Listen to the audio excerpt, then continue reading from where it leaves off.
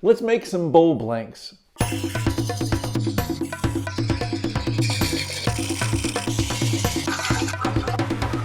Hi, I'm Kent and welcome to Turn a Wood Bowl. Today I'm going to show you how I make bowl blanks for turning wood bowls. Now, people that start out turning, they'll often ask me, where do I buy a piece of wood that's maybe, 12 inches by 12 inches by 6 inches deep?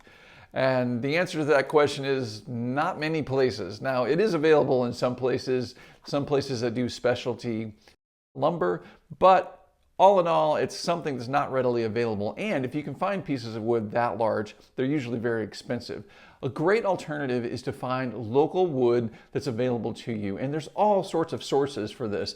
I actually have an article on my website, turnawoodbowl.com, that covers how to find free wood all around you. You might want to check that out. And I'll tell you what, I'll put a link to that article in the description below this video if you want to check that out. But all in all, what you want to do is you want to source local wood and you want to make your own bowl blanks. It's the best way to go. Gives you lots of decisions and you get to decide exactly how you want to cut the wood and where the bowl will be coming from out of that piece of wood. It gives you great options and it's really the way to go. So let's dive into it. I'm going to show you how I make bowl blanks. Okay, I've got a pretty good collection of pecan logs in my shed. And I'm going to go through here and pick out some logs that will be ideal for cutting into blanks. So I'm going to start loading these up into my cart. And I'm going to haul them up to the shop. As I was pulling these out, I ran across the newest edition of the Mice Patrol. They were hidden back here. Apparently they like to be snuggled really snug up against pecan logs. That's pretty snug. Pretty darn cute. These are the cuties. This is the ferocious one over here in the corner. Yeah, that's the lion or the tiger of the group. Anyway, I'm going to let these guys take care of the insects and mice in the barn, and I'm going to drag this stuff up to my shop. Now, this cart I'm using is fantastic. It's rated to hold 1,000 pounds. And I don't think I've gotten it up to 1,000 pounds before, but I've gotten it pretty close. I've had it where it's pretty loaded down, and it does really well. So I'm going to stack these up to do a production run.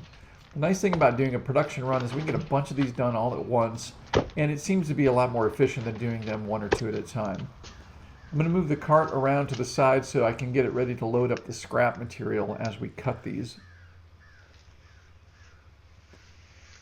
Yeah, that green thing, that's part of the Wrigley building in Chicago. I got this, kind of a long story, and somebody painted it green. I got to strip the paint off it, but that's a different story for a different video. All right, let's get back to making bowl blanks. What I'm doing here is I'm basically bringing the log up to the bandsaw, and I'm going to use just a simple cardboard template that I've created, and I'm going to center that. I'm kind of eyeballing it where I want it to be centered in the log, and then I simply tap an awl into the top of the log to hold this disc in place. And I'm going to use the outside of this disc as my guide to cut the circle of the bowl blank. Now, if you've used a bandsaw, or if you've heard of people using bandsaws, I'm probably sure you've heard some horror stories about how dangerous they are. I typically like to think of there being about a 5-inch circle all around that blade that is just a no-go zone. I don't want my hand anywhere near that 5-inch circle in the center of that blade. I don't want to get anywhere near that. This technique that I'm using to cut the blank, there's kind of a nice little secret, and there's a safety element to it as well. If you notice, I'm going to share the secret with you in just a moment, but the way that I'm holding this blank, I'm holding it from the back side and the front side, and I'm rotating it. And my hand really isn't moving in towards the blade at any point. I got my bandsaw a little bit wobbly here. I have it on a mobile base, and the mobile base doesn't sit super stable on the ground. It's kind of a give and take. I get the ability to move this around freely, but it's not as stable as it would be if it were just a stationary bandsaw, and the bandsaw weighs about 600 pounds, so it's not easy to drag around. It would tear up the floor if I just wobbled it around. So there we've already done one bowl blank. It's pretty simple, pretty straightforward. I bring the template up. I have a variety of these. I pick the size that seems like it's going to fit, and then I tack it in place with the awl, and then I cut the circle. Now, a couple things we need to be aware of while the bandsaw is making this cut. Just like when we're turning a bowl, the grain of the wood is going to make the cut perform differently. So if you notice, I kind of start on the side here. Well, the side grain, when the blade is cutting along with the side grain or parallel to the side grain, it cuts pretty easy. When I get up here on the end grain, it's cutting almost 90 degrees against that end grain. So it's going to slow down. You're going to have the most work for the saw to do right there. By the way, this saw is a 220 volt, 2 horsepower motor.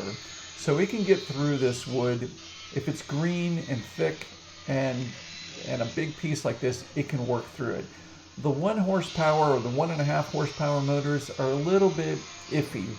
They can do it, but sometimes you kind of have to wait and kind of work with them and have them, you know, you got to be patient with them and realize that it's a lot for them to cut. But the 2 horsepower motor seems to work really well, and I went with this saw, and I'm very pleased with it. I'm also using a 3 blade per inch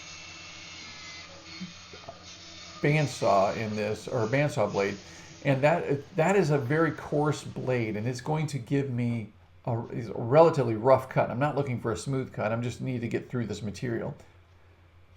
All right, so have you seen the secret yet? There's a little indentation there, or a check on the side of that. So I'm going to move the circle down so that check's not in here. There's a secret that I'm using when I'm cutting these, and it's something that makes the cut work very well, and it also is a relatively safe way of cutting this. Look where the center of the bowl blank is.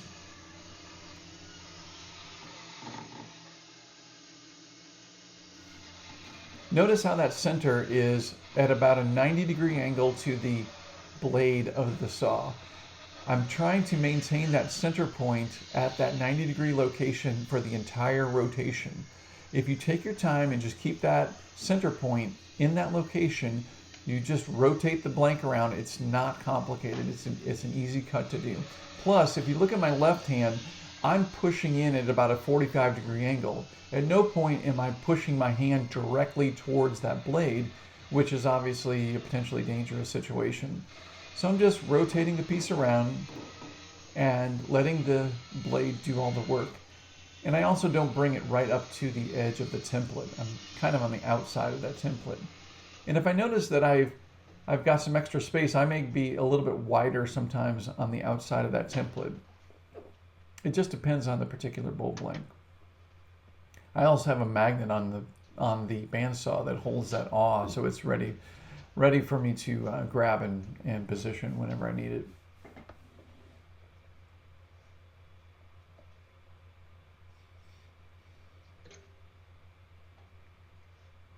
Now the templates that I make are just, I'm using scrap pieces of cardboard, and I've got a rack on the wall or a shelf, and I keep them all stacked up there. I paint the edges white, and then when they're all stacked together, you just see the white edges. It's kind of a neat little setup.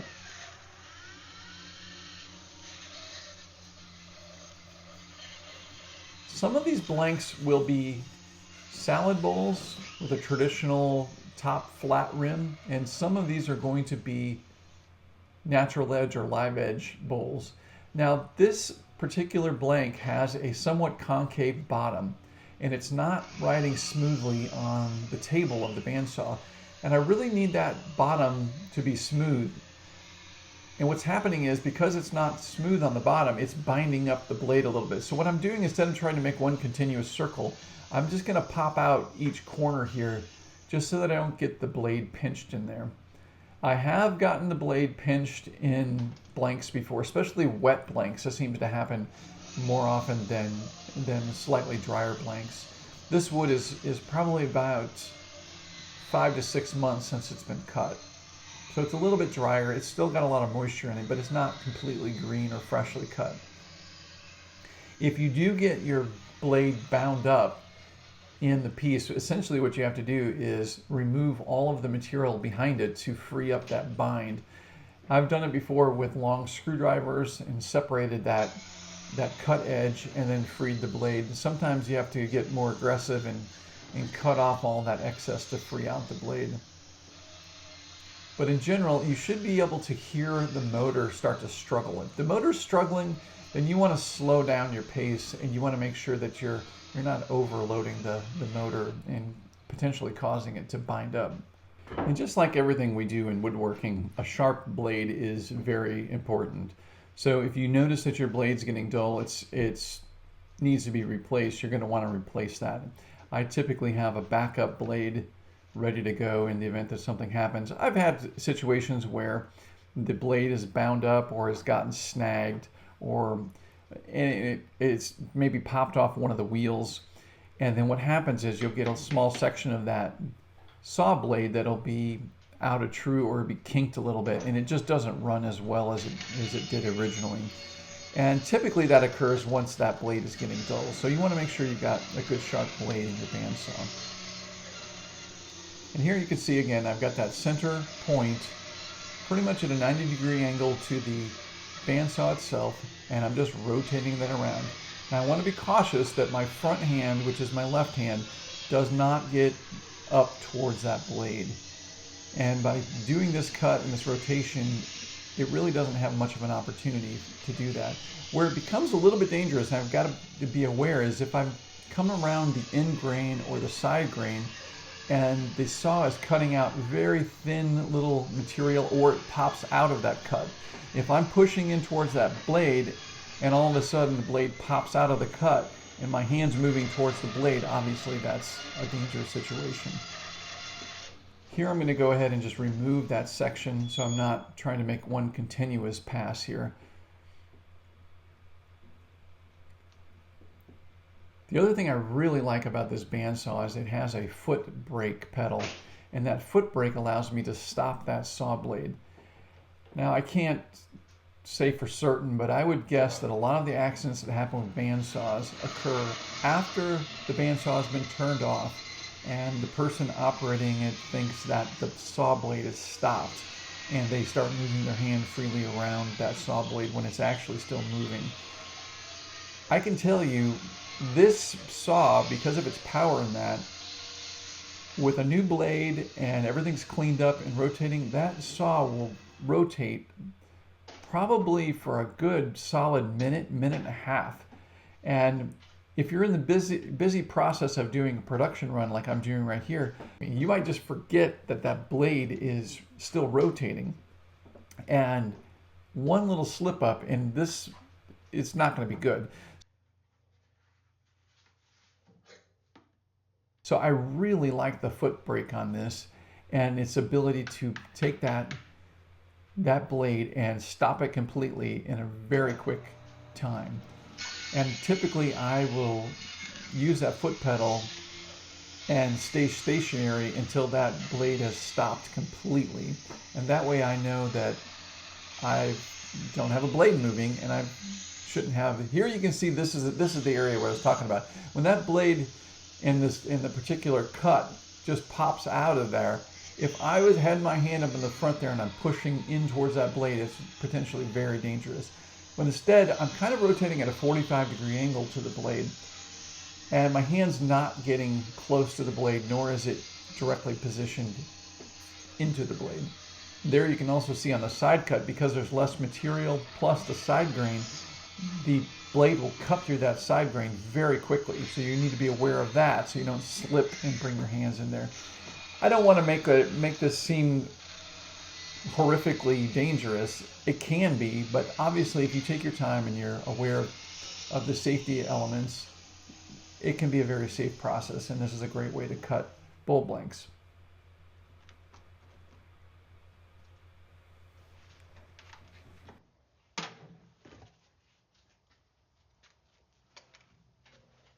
If you're liking this video, do me a huge favor and click that like button below the screen. Thank you very much.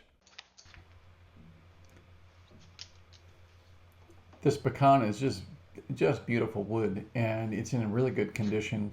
I got this tree after it had been sitting on the ground for about 4 or 5 months, which in my experience with this particular species in our environment here with the humidity and that, typically spalting will start to occur at about the 6-month period. And spalted pecan can be very beautiful wood. Now you can see the bottom of this piece is slightly convex, so I have to kind of be careful here because it's not seating perfectly flat onto the bed of the bandsaw. And if you watch, when the corner comes around, I kind of have to help that corner up onto the saw. Right there, I'm lifting up that corner to ease it on. So when you're in the field, you really want to take your time and make those cuts as straight as possible. If the chainsaw blade that you're using is a little bit out of true, that's usually when, or it's not sharp, that's usually when those cuts start going a little bit out of alignment there. The other thing too is this log was relatively large.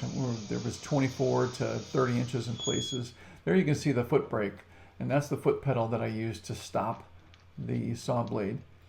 This tree was about 24 to 30 inches in places.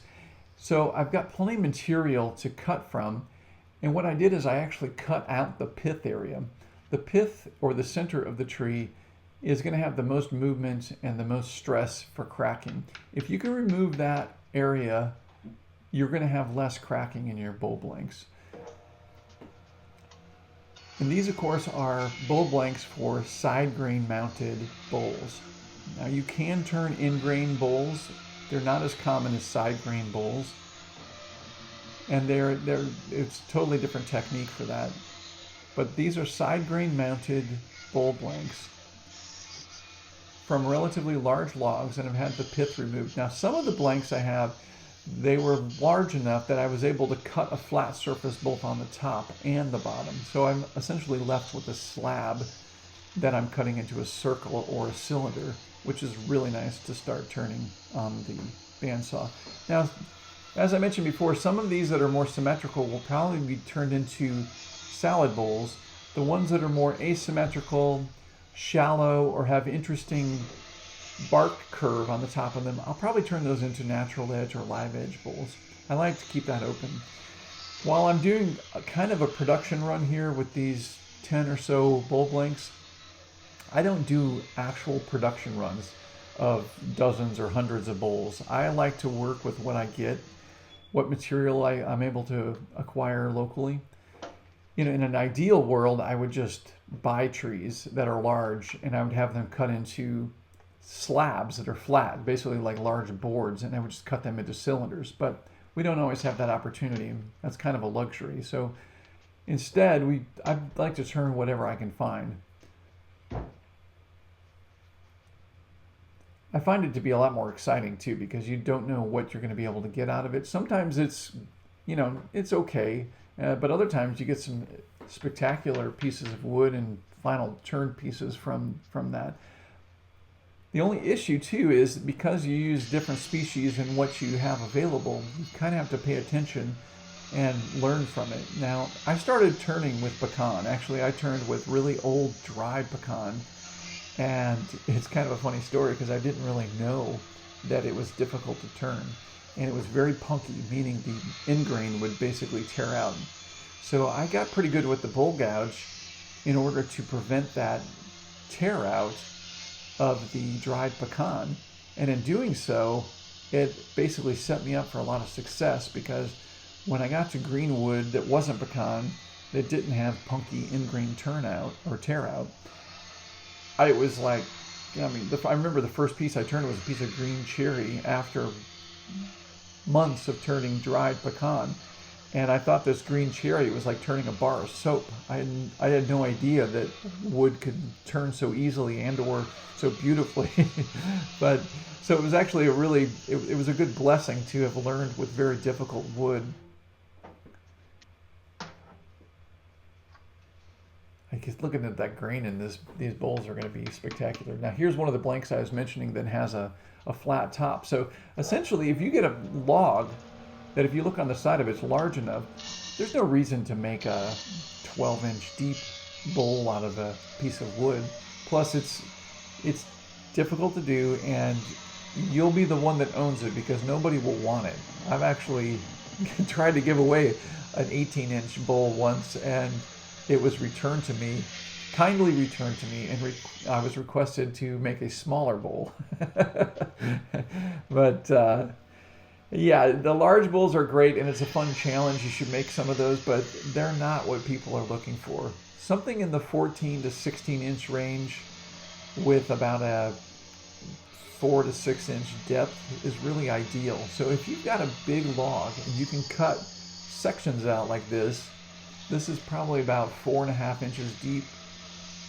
Not only does it make it easier to cut on the bandsaw right now, but it also makes it really easy to turn into a bowl as well. You don't have as much rough surface to have to cut through.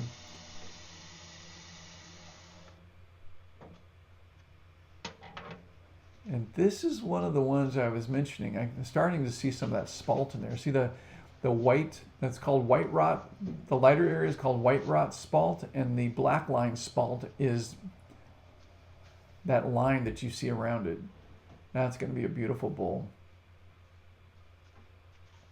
Now here's one that will be a natural edge or a live edge bowl because it's got a ridge and a valley in the middle. It's not really set up to be a salad bowl or kind of a traditional bowl. This is going to be a little bit more interesting. Maybe this will be a subject for another video.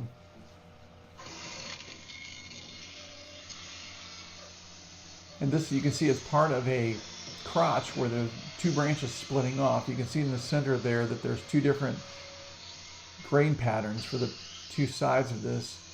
So this could be really interesting inside. And I like opening those up and making live edge bowls out of these. And that's the other great thing about turning your own bowl blanks is that you have the opportunity to decide what you're going to do with the piece. If you were to find a mill that's going to make large bowl blanks for you, they're going to already have them cut, and you don't really have much say on what you're going to do with them. You either buy it and use it or you don't.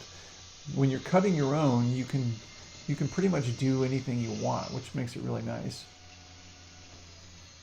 So in the course of an afternoon, you can take 10 or 12 logs and turn them into bowl blanks very easily.